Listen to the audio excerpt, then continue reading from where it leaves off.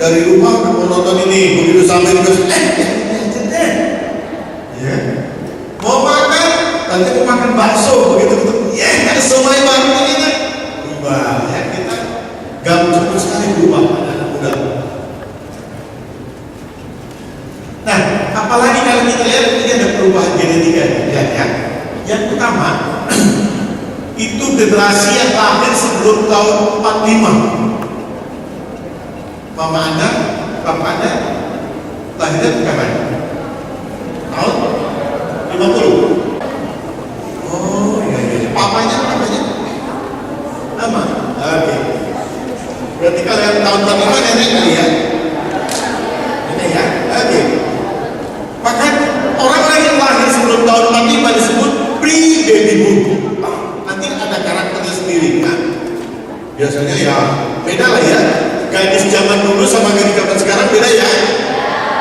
Gadis zaman dulu sekarang udah tuh wah.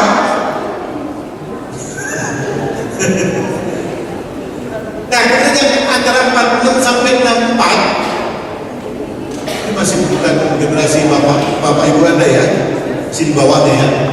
Ini disebut the baby boom karena setelah setelah perang dunia itu kan mulai aman. Nah, orang tua maksudnya suami istri pada banyak bikin anak lah gitu ya. Jadi makanya disebut baby boom. Lahirannya banyak. Anaknya juga banyak-banyak, biasanya ada 5, 6, 7, 8, 10. Makanya disebut baby boom. Nah, generasi 65 sampai 76 di generasi saya nih disebut generasi X. Generasi X. Ada masuk 77 sampai 97 betul? Nah, ini disebut generasi Y generation. Kalau di Indonesia lebih mundur, sebab generasi Y ini sebenarnya tanda-tandanya adalah sudah masuknya komputer. Anak saya umur 3 tahun sudah main tab.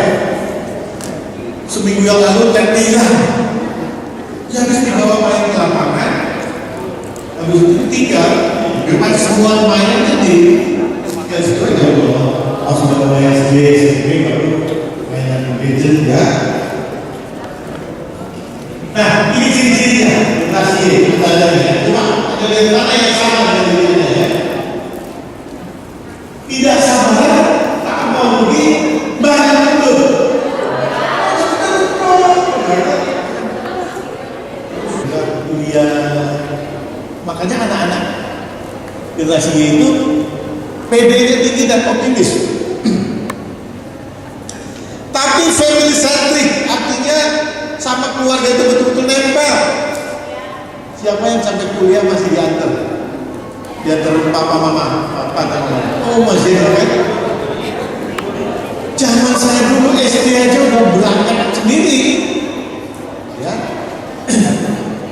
Saya heran anak saya SMA masih minta diantar. Dijemput juga. Kalau yang gede sudah diantar pacarnya pulang. Ya, jadi udah berpulang. Tapi yang kelas 2 SMA ini kan ide baru.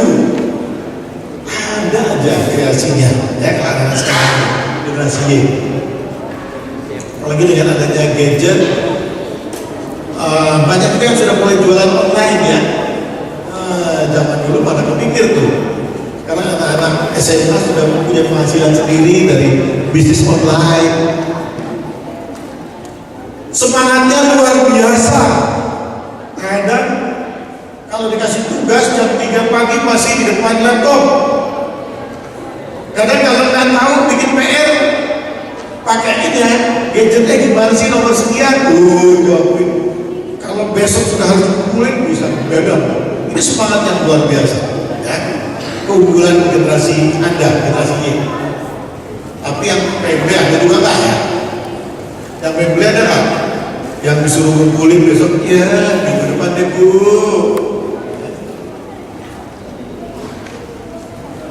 Ciri lain, tidak menyukai jadwal yang detail. Aduh, gampang sih gini-gini, udah lah, jalan deh. Nanti nanti di sana gimana? Udah deh, anytime, anywhere. Nah, kalau nanti Anda lulus kuliah, biasanya kerja itu tak harus di kantor, bisa di mana aja kan? Betul? Tadi saya lihat di kantin di belakang ramai juga. Tapi kelihatan sih pada pasang rokok ya. Gak ada kerjaan tugas. Nah, bagaimana mereka berkomunikasi? Oh, ada mungkin lebih baik ketinggalan papa mama daripada ketinggalan HP. Betul? Gak maksudnya papa mama pergi seminggu, 2 minggu gitu. Gak benar. Atau gini, gak salah. Kalau Anda disita HP-nya 2 minggu gimana? Oh, baik ini ya.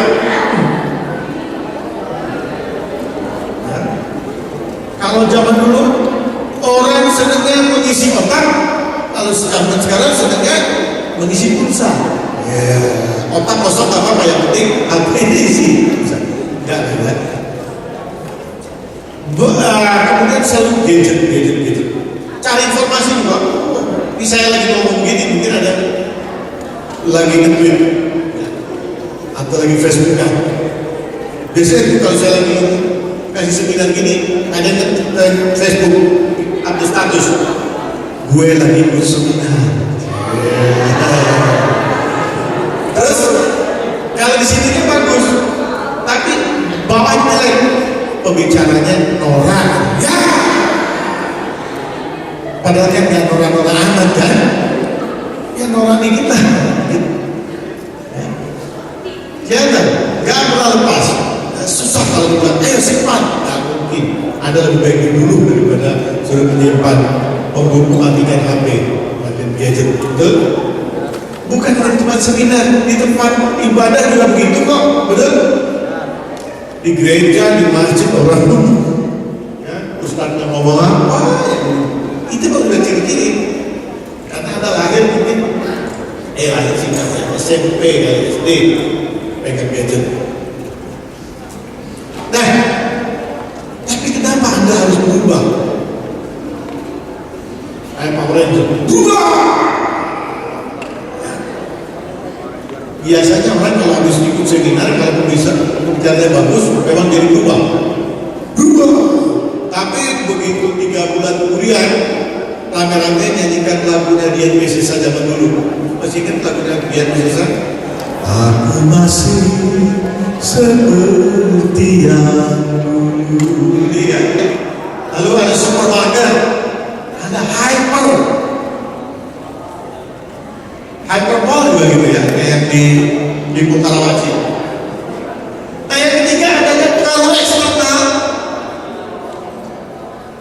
Pengaruh dari mana-mana, dari Amerika.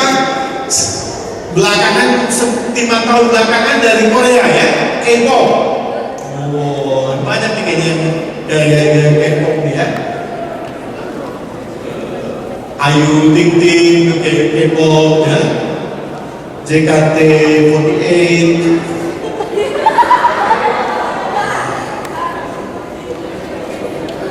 Dulu boyband yang dari barat ada ya, Westlife. Tapi boyband Korea kayaknya lebih atraktif ya, lebih maco. Soalnya dia operasi semua itu, ya, nggak ada yang asli. Nah, coba kalau ini mana yang ada asing?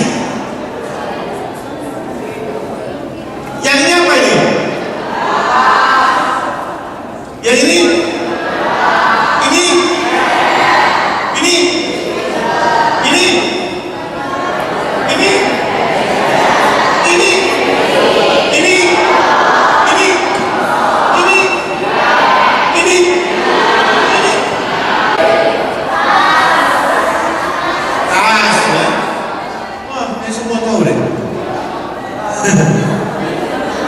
Nike sepatu. Iya, jadi mana yang asing kalau gitu? Kayaknya nggak ada ya. Orang lengkap semua kok di kita. Merek-merek keluar begitu masuk langsung ke sini.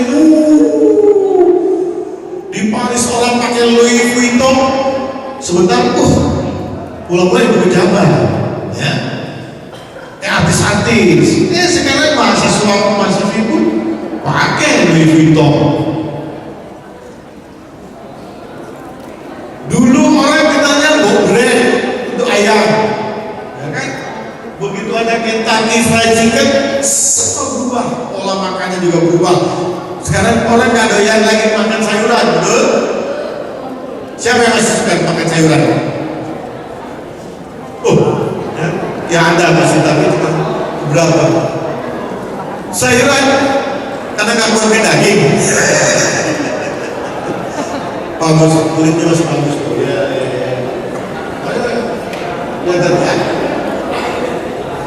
Jadi ini globalisasi dan nggak ada yang merek Indonesia ya.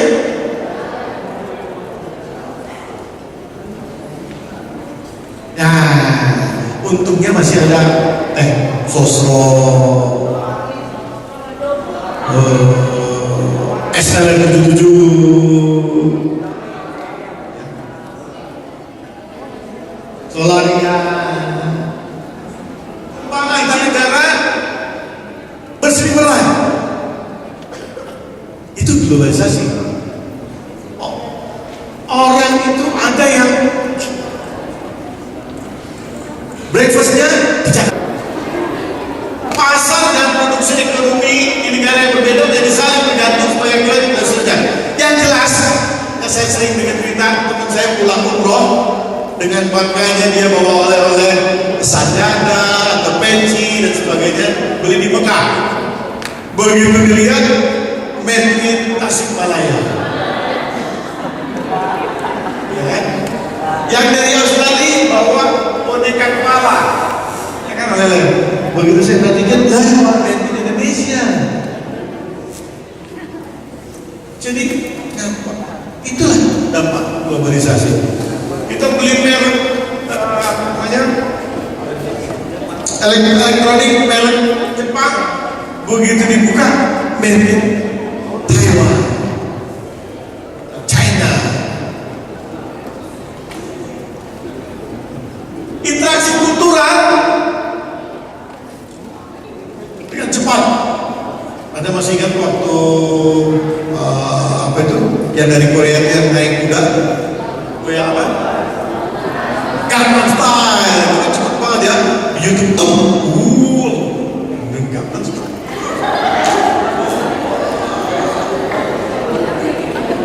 Itu padahal katanya hanya sebuah daerah di Seoul ya. Ya di Seoul. Daerahnya Gangnam.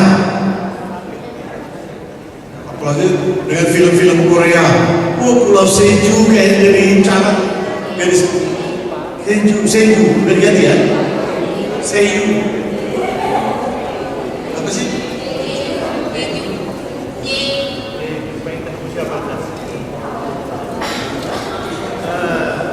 Ya, semua jadi cara, pengen sekali.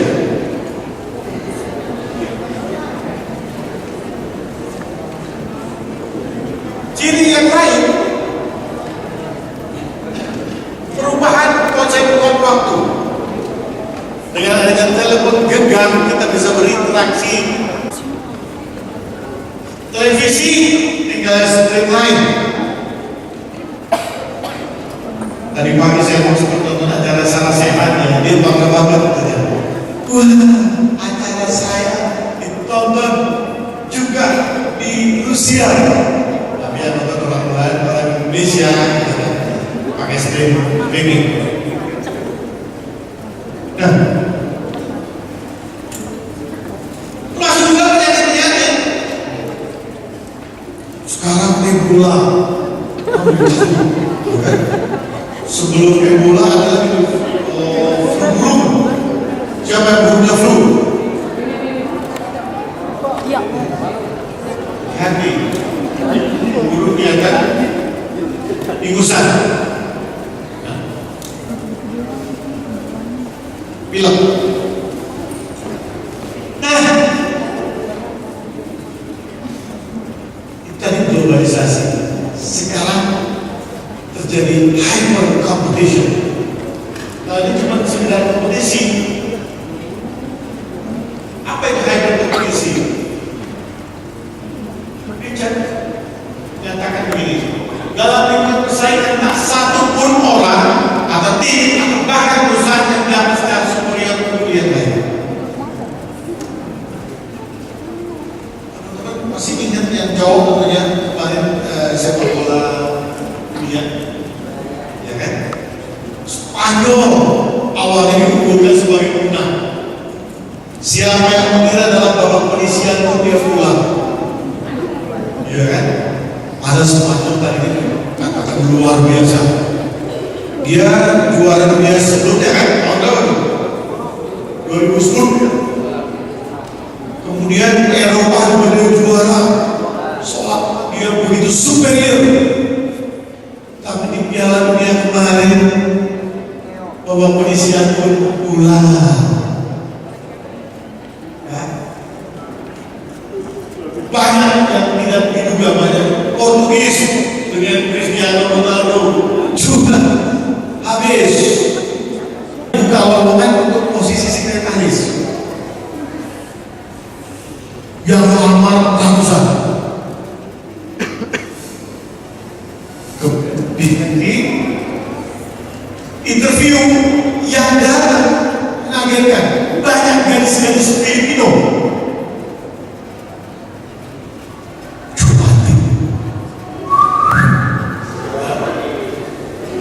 Inggrisnya ya karena kan saya bahasa sehari-hari kan. Yang mengherankan lagi, minta gajinya sekitar 500.000 di bawah rata-rata gadis sekretaris Indonesia.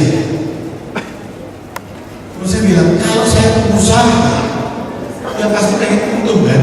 Kalau bisa saya dapatkan yang bagus dengan gaji rendah, kenapa saya harus cari yang Indonesia, mintanya mahal, lagu, kan saya nggak masuk lagi. Nah ini sudah levelnya tidak sekretaris loh.